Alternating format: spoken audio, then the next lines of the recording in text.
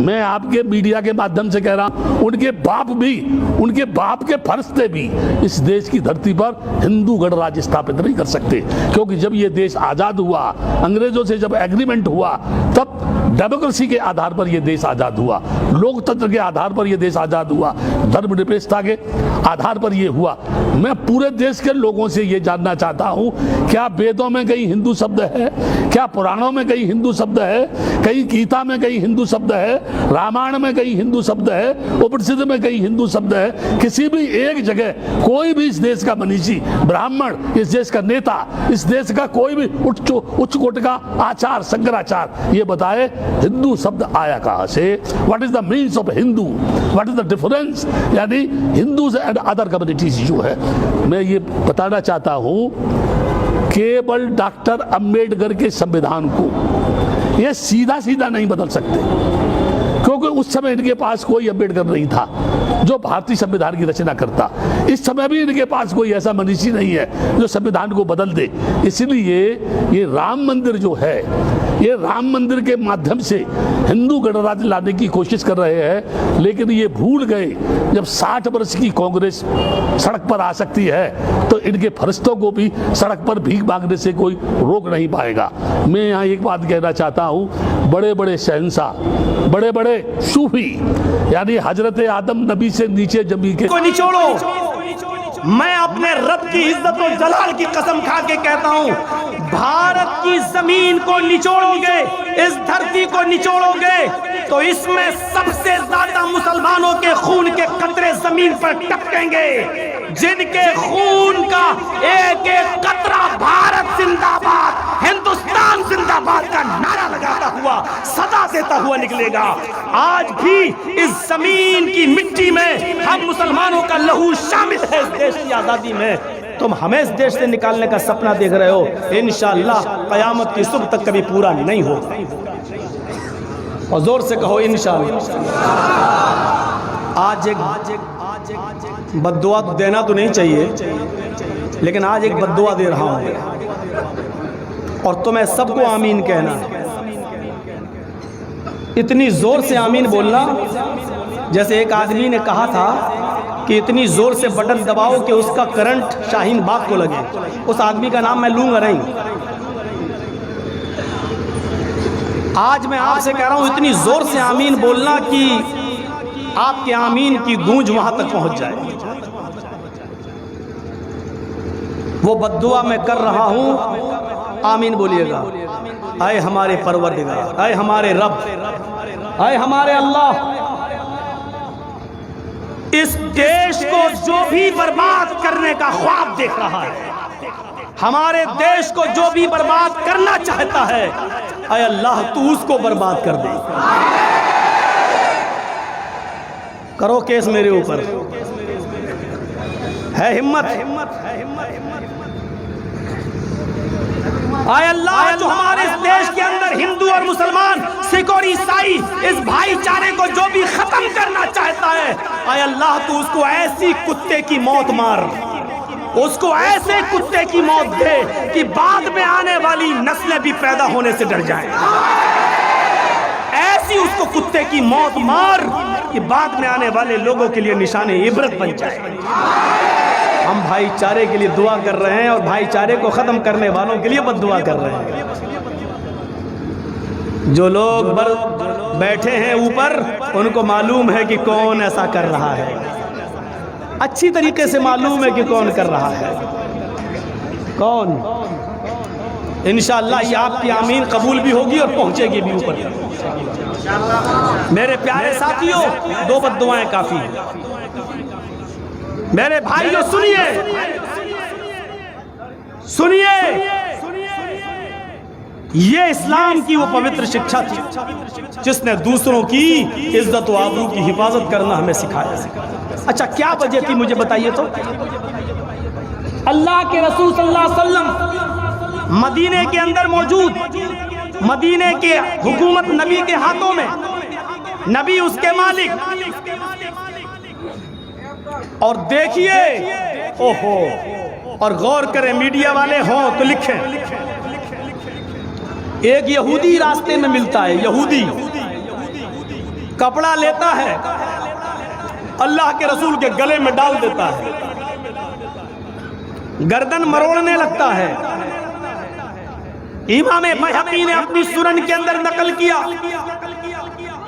अल्लाह के रसूल सल्लल्लाहु अलैहि वसल्लम का गला रुंधने लगा और फिर उसने कहा, ऐ मोहम्मद सल्लल्लाहु अलैहि वसल्लम, तुमने मुझसे कर्ज लिया था, मेरा कर्ज वापस करो। एक सहाबी उन्होंने यहूदी को धक्का दिया, ये क्या कर रहा है, कोई बात करना है तो कायदे से बात कर। उसने कहा कि आपके नबी ने हमसे कर्ज लिया था, मैं कर्ज मांग रहा हूं। अल्लाह के नबी ने फरमाया, ऐ यहूदी, मैंने तुमसे कर्ज जरूर लिया था।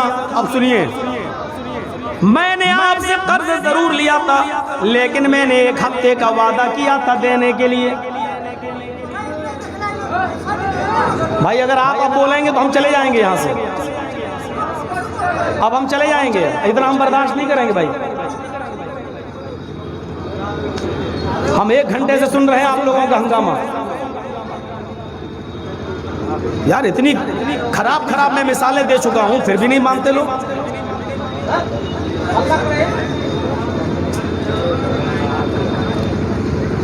इस तरफ लोगों का भी आइंदा साल इंतजाम मत करिएगा, यही करिएगा बस। इस तरफ पीछे बैठेंगे उनको दिखेगा नहीं। स्टेज पे ऐसे लोग बैठ जाते हैं जो खैनी और तंबाकू भी स्टेज पे खाते हैं, सब बढ़ के मौलाना बने बैठे हैं।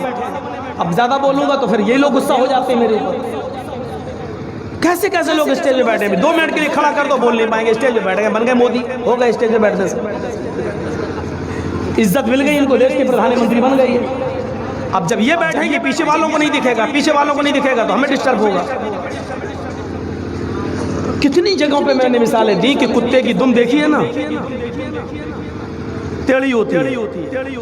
चला 12 साल तक उसको सीधा होने के लिए किसी नल के पाइप में रख दो, 12 साल के बाद भी निकालोगे तो टेढ़ी निकलेगी, सीधी नहीं होगी।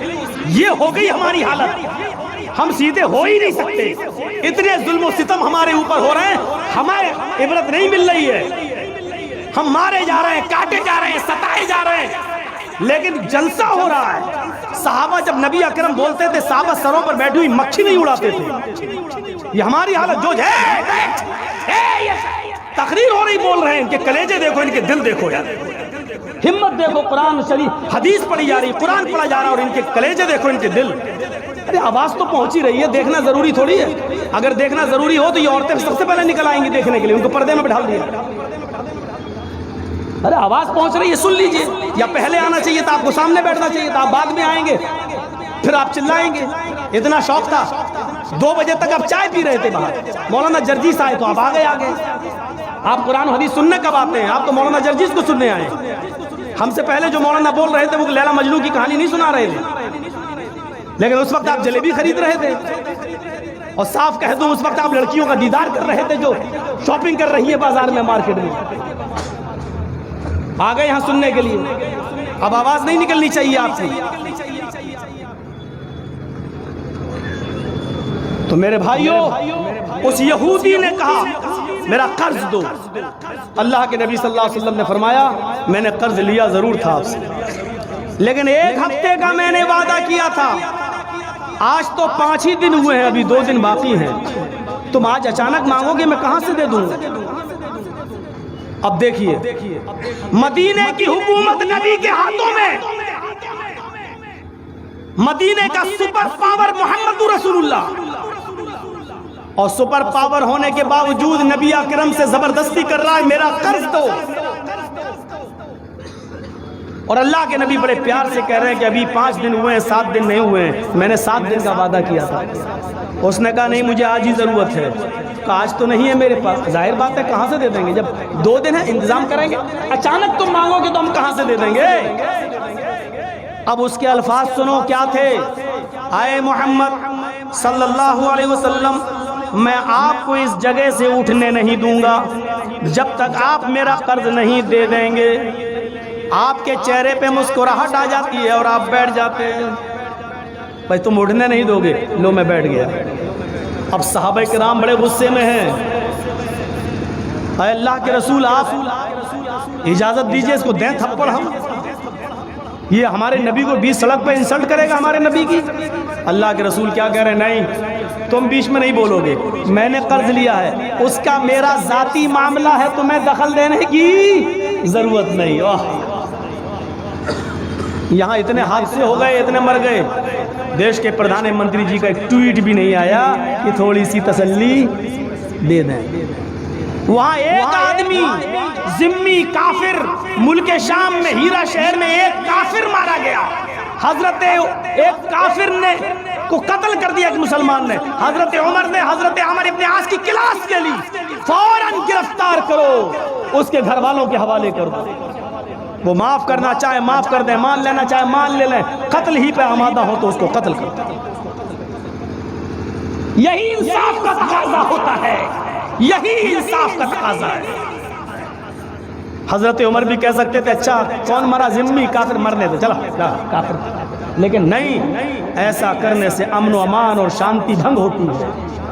अमन व अमान कायम रखना है तो अदल व इंसाफ के तराजू को बराबर रखना है। आपको मालूम है दुनिया में सबसे बड़ा जालिम हज्जाज इब्न यूसुफ भी गुजरा है। तारीख बताती है कि हज्जाज से बड़ा जालिम कोई पैदा ही नहीं। बड़े बड़े सहाबा का कत्ल किया उसने, बड़े बड़े सहाबा का। हजरत आसमा के बेटे हजरत अब्दुल्ला को भी हज्जाज इब्न यूसुफ ने कत्ल कर दिया, कत्ल करवा दिया। कुछ लोग हज्जाज इब्न यूसुफ के जमाने में हजरत हसन बसरी के पास आए और अता इब्न अबी रबाह के पास आए, कहने लगे कि आए हसन बसरी, आए अता इब्न अबी रबाह, हज्जाज के जुल्म और सितम ने हमें तोड़ के रख दिया है। आप जैसी नेक मुअज़्ज़ज़ हस्तियां क्या अभी भी हज्जाज के लिए बद्दुआ नहीं करेंगी? अरे अल्लाह हज्जाज को बर्बाद कर दे। मौलवी जर्जिस तो जज्बात में बद्दुआ दे गया, लेकिन हजरत हसन बसरी ने और अता इब्न अबी रबाह ने हज्जाज इब्न यूसुफ के इस जुल्म और सितम के बावजूद भी क्या कहा लोगों से, नहीं मुझे शरीयत अभी भी हज्जाज के बारे में बद्दुआ देने की इजाजत नहीं देती है। क्यों? उसने कोई नेक काम किया है? हसन बसरी ने फरमाया हाँ, मेरी नजर में उसका एक नेक काम है और वो ये है कि उसने कुरान के ऊपर एराब लगवा दिया है। ये जबरजेर पेश जो कुरान के ऊपर लगा है ये हज्जाज ने लगा, लेकिन मैं नहीं कहता कि उसकी ये नेकी उसको जन्नत में ले जाएगी। लेकिन हज्जाज इब्न यूसुफ हजार जुल्म करने के बावजूद कलमा गो है, हम उसके लिए बद्दुआ नहीं कर सकते। हसन बसरी से लोगों ने पूछा तो फिर इसके जुल्म और सितम से बचने का क्या रास्ता है?